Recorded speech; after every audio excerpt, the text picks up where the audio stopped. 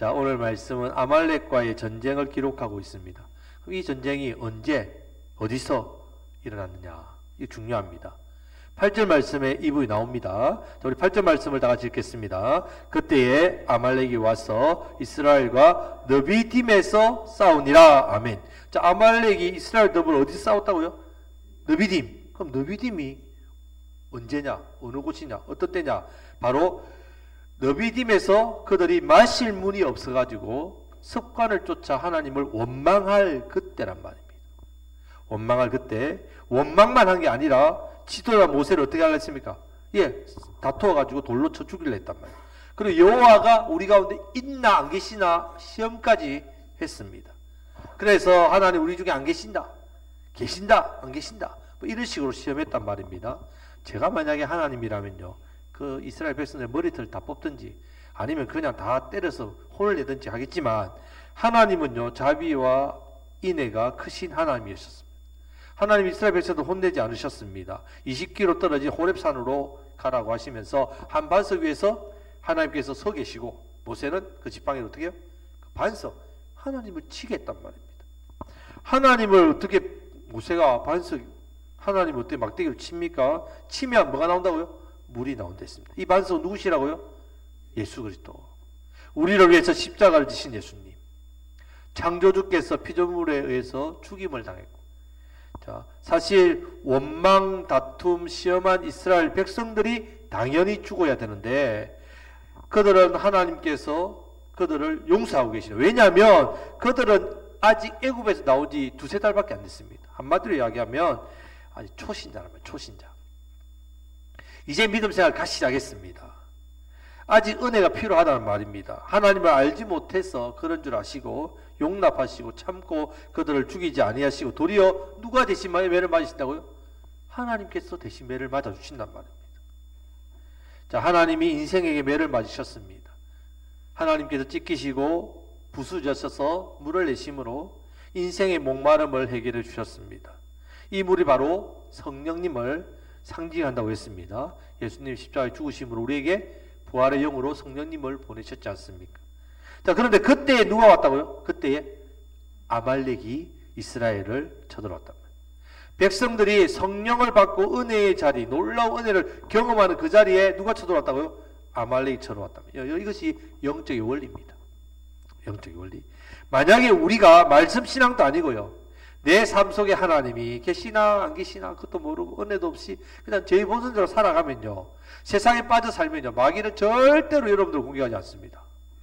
절대로 여러분들을 건드리지 않습니다. 유혹하는 법이 없습니다. 그냥 가만히 내버려 둔단 말이에요. 왜 내버려 둘까요? 같은 편이니까. 우리는 하나님 자녀지만 사는 건 마귀하고 똑같이 사니까 같은 편이잖아요. 같은 편을 왜 공격합니까? 습관적인 종교생활을 열심히 하고 무늬만 신자, 마귀가 괴롭히거나 뭐 그러고 자시고 할 것 없습니다. 내버려두면 됩니다. 여러분, 지금요 아말렉을 통해서 마귀가 괴롭게 하는 이유가 있다는 말입니다. 왜냐하면 말씀 신앙으로 열심히 신앙생활을 하려고 하고 잘하려고 하고 심령이 늘 가급해서 성령님을 간절히 구하고 맡겨주신 사명과 사역에 집중하면요, 삶의 성실히 감당하면 마귀가 가만히 못 둡니다. 왜요? 그런 마귀의 손해니까. 우리가 은혜로 복을 받고 하늘나라를 이루면 마귀의 나라가 점점 줄어드니까 당연히 마귀가 가만히 안 둬. 이렇게 아말렉이 와서 공격한다는 말입니다. 그래서 우리가 은혜를 받으면요, 당연히 복이 올 것 같지만, 복 오지요. 하지만 복만 오는 게 아니라, 은혜만 오는 게 아니라 뭐 온다고요? 아말렉도 쳐들어온답니다. 아말렉도. 그래서 마귀는 할 수만 있으면요, 은혜 받은 자리를 잊게 만듭니다. 아말렉 쳐들어오는 이스라엘 백성들이 금방 받은 은혜를 어떻게 해요? 잊어버린다. 왜? 아말렉을 두려워하니까. 그렇게 만나요. 낙심하게 만듭니다. 은혜는 기억하지 못하고 아말렉 앞에서 낙심하게 만든단 말이에요. 세상의 유혹으로 은혜의 자리에서 벗어나서 다시 세상으로 다시 돌아가도록 만든단 말입니다. 그렇기 때문에 이렇게 우리가 은혜를 받는 자리에 반드시 은혜도 오지만 못 온다고요? 아말렉도 온다는 아말렉도. 자, 아말렉은 어떤 족속이냐? 창세기 30절 12절 말씀해 보면요, 에스의 아들이 나옵니다. 엘리바스의 첩 딥나는 아말렉을 엘리바스에서 낳았습니다. 이들은 에스의 아내 아다의 자손이 되었습니다. 아말렉은 에스의 자손인데 그것도 에스의 손자입니다. 손자인데 그 아들 엘리바스의 첩을 통해서 낳은 그런 아들입니다.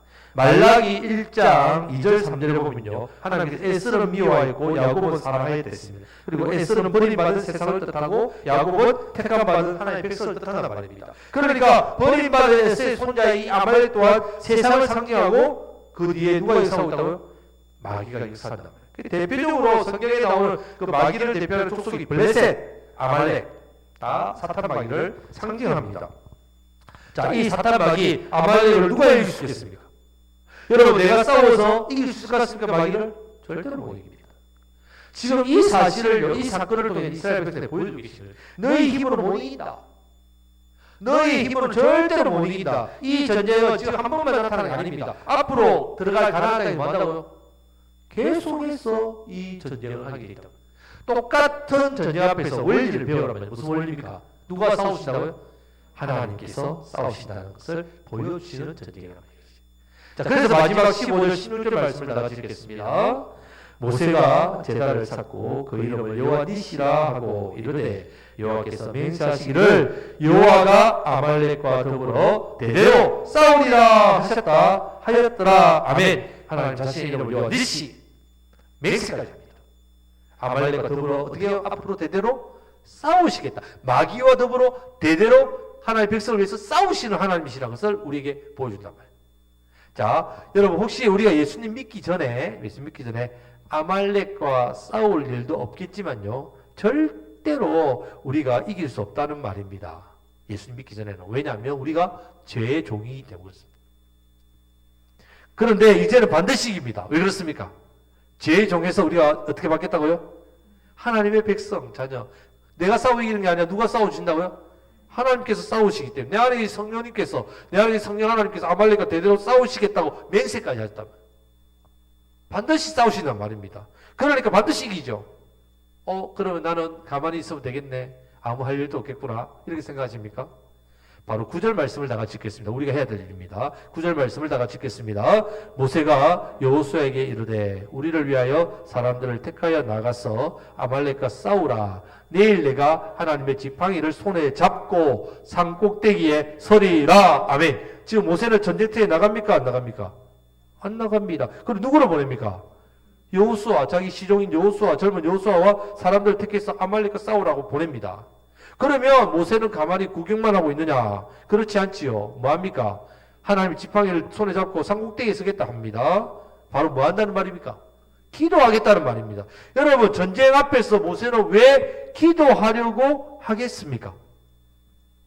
지금 저도 아말렉의 실체가 뭐라고요?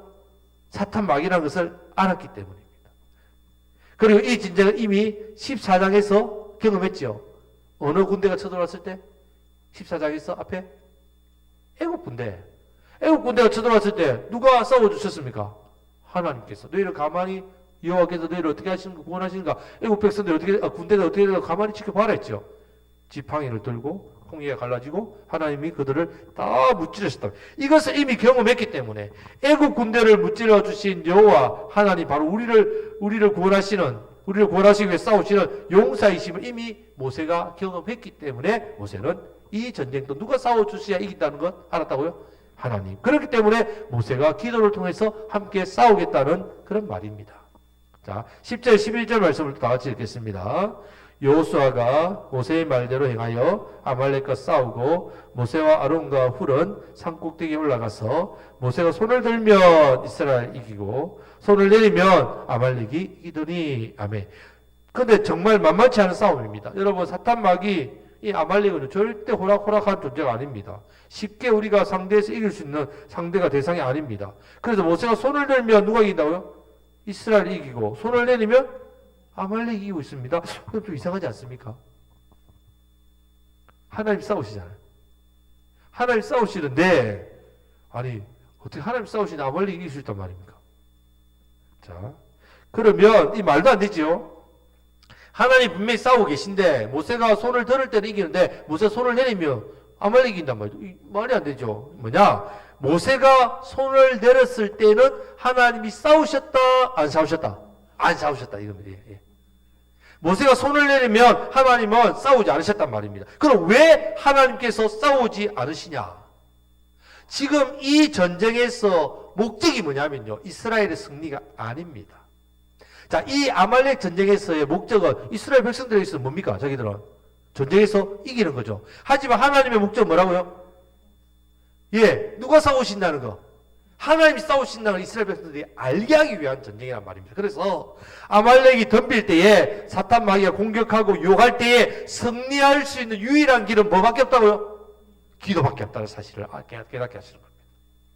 하나님께서 싸우셔야만 이기는데 이 하나님께서 싸우지 않으면 이스라엘 밀리는데 그러면 우리가 어떻게 할 때 하나님 싸우신다고요? 기도할 때에.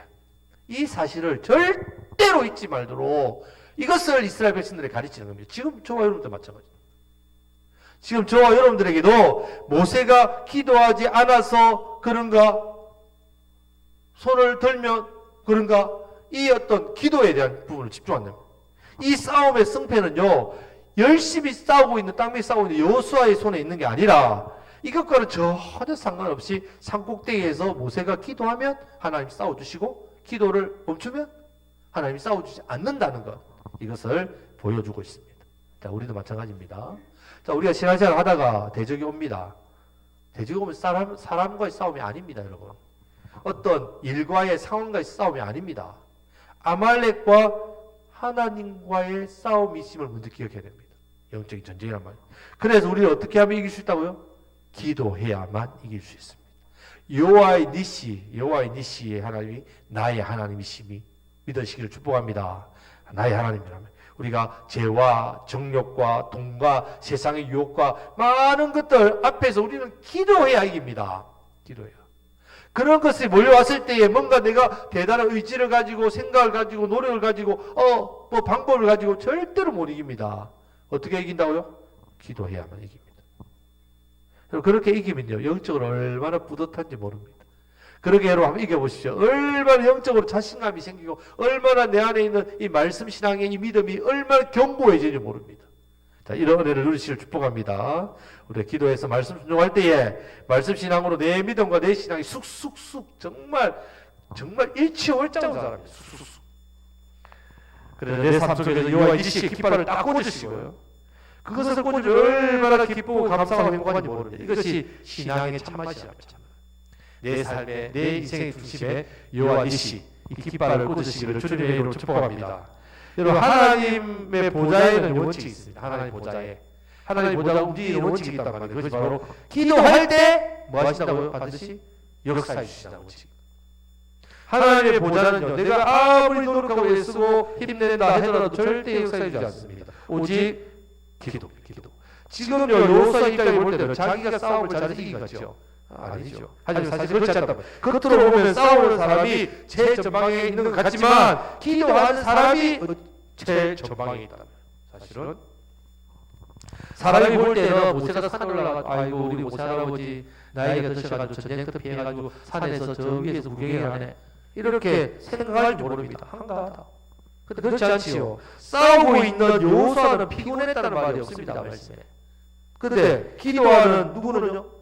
모세는 피곤했다는 말씀을 하고 있습니다. 여러분, 우리가 이것을 알지 못하면요, 기도하는 사람은 맨날 저 사람은 아이고 교회 가서 기도하고 기도한다고 돈이 나오나 떡이 나오나 다 나옵니다. 기도하는 게 얼마나 여러분 고된 일입니까? 밤새 기도하는 사람 보십시오, 여러분. 그저 그냥 기도한다고 그런 건 아닙니다. 기도하면요, 엄청 영적으로 또 마음으로 육적으로 피곤합니다. 기도하는 게 얼마나 중요합니까? 하지만 모든 문제는요, 기도하는 그 자리에서 해결됩니다. 이것을 믿으시기 축복합니다. 여러분, 우리가 살다 보면 문제와 어려움이 생기죠. 제 본성대로 행하고자 하는 마음이 넘칩니다. 그럴 때마다 우리는 뭐 해야 된다고요? 기도해야 됩니다. 기도해야만 이긴단 말입니다. 하나님 아버지, 제 심장에 여호와 니시 깃발을 꽂게 해주옵소서. 기도해야 됩니다.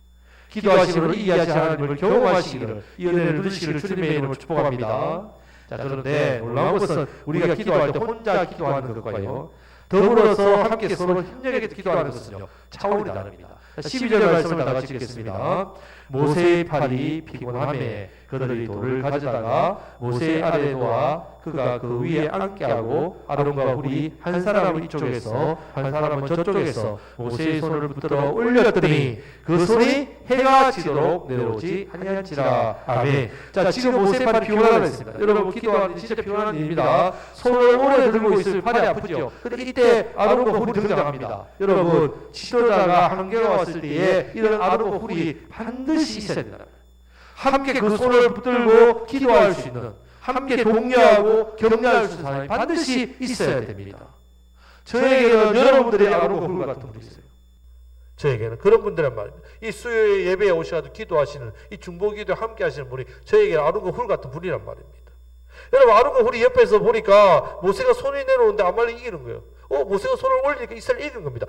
중요한 걸 알았단 말이에요. 처음에는 경험이 없으니까 이게 뭔지 몰랐다가 기도하면 이기고 기도를 쉬면 저는구나, 우연인 줄 알았는데 반복해서 일어나니까 깨달았단 말이에요. 그래서 이것이 영적인 싸움인 것을 아론과 훌도 알았습니다. 그래서 돌을 가져다가 모세를 앉히고 자기들은 옆에서 어떻게 해요? 한쪽엔 오른손, 한쪽엔 왼손 받쳐가지고 해가 지도록 모세의 손이 내려오지 않게 했다는 말입니다. 아론이 누굽니까? 아론이 모세의 친형님. 훌은 누굽니까? 누나 미리암의 남편이니까 자형이죠, 자형. 자, 이렇게 모세만큼 이들도 기도의 용사로 위대하게 지금 쓰임받고 있다는 말입니다. 그러니까 그 결과가 나옵니다. 자, 13절 말씀을 다 같이 읽겠습니다. 여호수아가 칼날로 아말렉과 그 백성을 쳐서 무찌르니라. 아멘. 자, 앞부분에 말씀이 없으면 그냥 여호수아가 싸움 잘해가지고 이긴 것 같습니다. 작전을 잘 세워 이긴 것 같습니다. 하지만 모세의 팔이 내려오지 않는 것과 그 팔이 내려오지 않도록 협력해서 함께 기도했던 아론과 훌 기도 용사가 버티고 있었기 때문에 누가 이겼다고요? 여호수아가 이스라엘을 이겼단 말입니다. 자, 하나님께서 이 사실을 모세와 기도의 두 용사만 알기를 원하지 않으셨단 말이에요. 왜냐하면 이 전쟁을 허락한 이유가 먼저는 여호와 니시, 하나님께서 여호와 니시에 대해서 대대로 사탄 마귀와 싸워 주시겠다는 것.